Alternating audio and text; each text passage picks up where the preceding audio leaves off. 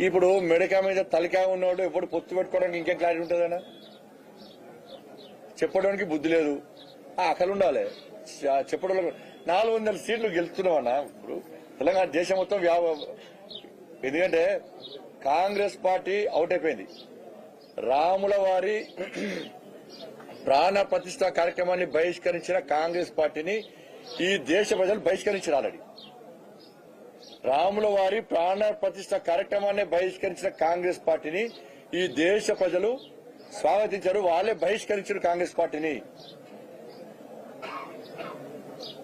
అందుకే కాంగ్రెస్ పార్టీ గాంధీ కుటుంబం నేరుగా ఎన్నికల పోటీ కూడా రాజ్యసభ పోతున్నారు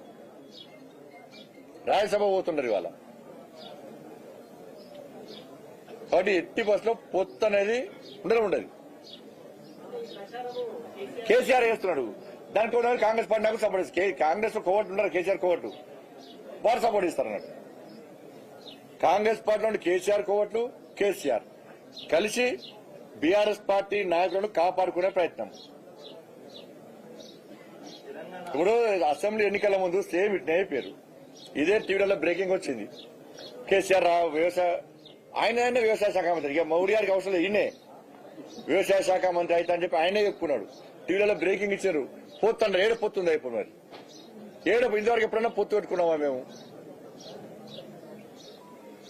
మేము కలిసి పోటీ చేస్తామా బీఆర్ఎస్ పార్టీ కాంగ్రెస్ పార్టీ కలిసి పోటీ చేశారు రాష్ట్రపతి అభ్యర్థిని ద్రౌపది ముర్ము గారిని ఓడగొట్టడానికి బీఆర్ఎస్ పార్టీ కాంగ్రెస్ పార్టీ కలిసి ప్లాన్ చేశారు మమ్మల్ని ఓడగొట్టడానికి పార్లమెంట్ లో పోడియం దగ్గర బీజేపీకి వ్యతిరేకంగా బీఆర్ఎస్ కాంగ్రెస్ కలిసి ఆందోళన కార్యక్రమాలు నిర్వహించారు ఢిల్లీలో ర్యాలీ నిర్వహించారు మరి వాళ్ళు మేము కలిసి ఉన్నామా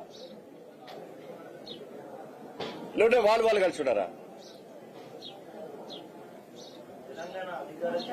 చేరేది కదా తెలంగాణ ప్రతి విగ్రహం దాన్ని మార్చాలని చెప్పి కాంగ్రెస్ ప్రభుత్వం అదేవిధంగా టీఎస్ ను మార్చారు దీనిపైన మీ పార్టీ ఫస్ట్ 6 గ్యారెంటీలు చెప్పండి కాంగ్రెస్ పార్టీ 6 గ్యారెంటీల సంగతి ఏంది ఇచ్చిన హామీల సంగతి ఎందుకు అది కావాలి ఫస్ట్ ఈ విగ్రహాలు ఇవన్నీ తర్వాత విషయం పెట్టాలి ఏది పెడతా పెట్టాల్సిందే ఇప్పుడు ఫస్ట్ 6 గ్యారెంటీల సంగతి ఏంది ఇచ్చిన హామీల సంగతి ఏంది బీఆర్ఎస్ పార్టీ అవినీతి అక్రమాల మీద విచారణ సంగతి ఏంది వాళ్ళ మీద ఎప్పుడు చర్యలు తీసుకుంటారు అది ఇప్పుడు తెలంగాణ సమాజానికి కావాలి వాళ్ళు బీఆర్ఎస్ పార్టీ కుటుంబం అవినీతి పాల్పడ్డారనే ఇలా మీకు అధికారం ఇచ్చారు మీ హామీలు మీకు గ్యారెంటీలు చూసి ప్లస్ అవినీతి వ్యతిరేకంగా మీకు ఇచ్చారు మీరు ఏం చేయాలి దాని మీద మాట్లాడాలి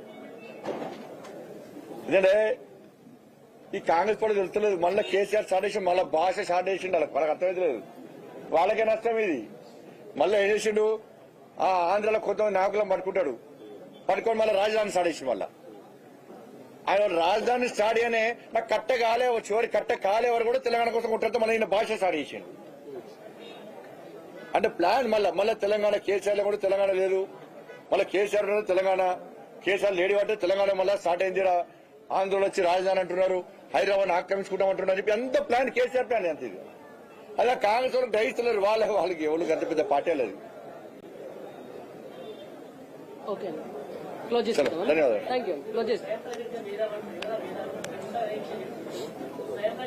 ప్రతి అన్ని దిశగా పెడతామని చెప్తా మీకు తెలియదా నేను మీ ప్రెస్ మీట్ పెట్టిండే మన ఆయన మీకు తెలుసుకోవాలి అందరు కెమెరా అందరు కెమెరా తెలుసు మీరు గాలి మాటలు మాట్లాడుతున్నారు రాజకీయంగా భవిష్యత్తు ఉంటుంది కాబట్టి ఎన్నికలు వచ్చినప్పుడే ప్రజలు గుర్తొచ్చారా మీరు మాట్లాడడానికి కొంత ఆధారం ఉంటే చెప్పండి సబ్ కాంట్రాక్ట్ ఇచ్చారని కదా పేరు చెప్పండి అందుకే రేవంత్ రెడ్డి గారిని అడిగినా కదా నేను మేడిగడ్డ కూలిపోవడానికి కుంగిపోవడానికి ఎల్ఎన్టీ సంస్థ కారణమా ఎల్ఎన్టీ సంస్థను ఇది ఎవరు రిపోర్ట్ ఇచ్చింది కదా కేంద్ర ప్రభుత్వం రిపోర్ట్ ఇచ్చింది ఎవరు రిపోర్ట్ ఇచ్చింది ఎల్ఎన్టీ సంస్థ నుంచి సబ్ కాంట్రాక్టర్ తీసుకున్నారు వాళ్ళు క్వాలిటీ లేకుండా పనిచేయడం వల్ల ఇదైందని చెప్పండి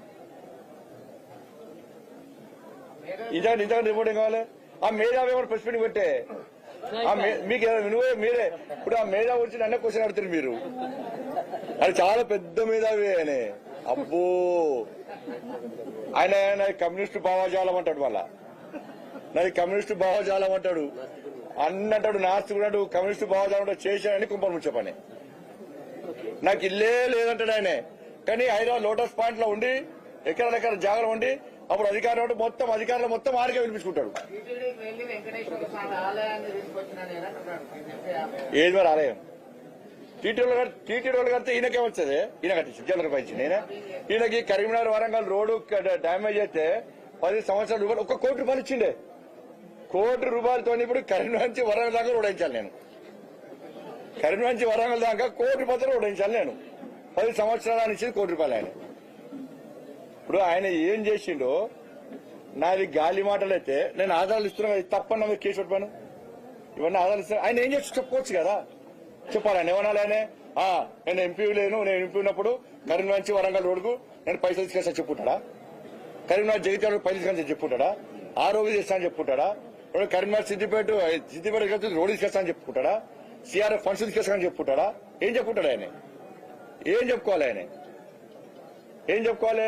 లోటస్ పాండ్లో కూర్చొని పొట్టు పైసలు సంపాదించిన, ప్రగతి భవన్ వేదికగా అధికారాన్ని మొత్తం ఆజమాయి చెలాయించిన, కేసీఆర్ కుటుంబానికి పుట్టోడు దోషి పెట్టిన, ఇది ఆయన చెప్పుకునేది. ఆయన ఏం చేసినో చెప్పుకోమని చెప్పుకున్నా. నేను ఏం చేసినా క్లియర్ గా చెప్తున్నా. మేము ధన్యవాదాలు అన్న. చాలు మరీ ఎక్కువైపోతుంది. ఏది ఇప్పుడు భూదానికి చెప్పి అన్ని రకాలని అన్ని తీస్తా.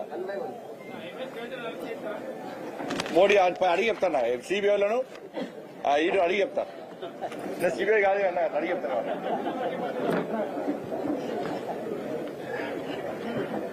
ధన్యవాదాలు. ధన్యవాదాలు.